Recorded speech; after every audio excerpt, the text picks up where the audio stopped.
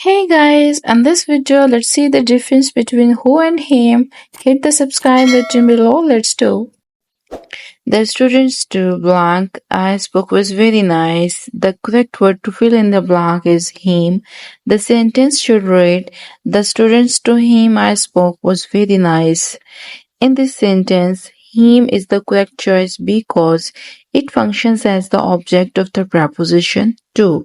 The phrase to him indicates that the students are the recipients of the action being spoken to, performed by the speaker. If you substitute him with him or her, the sentence structure still makes sense. I spoke to him or I spoke to her. Conversely, using who would imply that the students are performing the action, which is not the case here.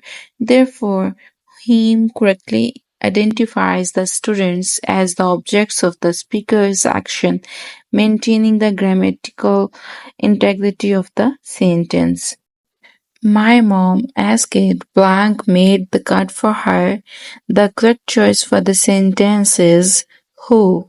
In English grammar, who is used as a subject pronoun while him is used as an object pronoun.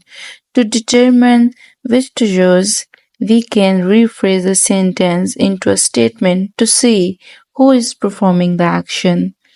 The rephrased statement is who made the card for her. Here, who is the subject of the verb made, indicating the person performing the action.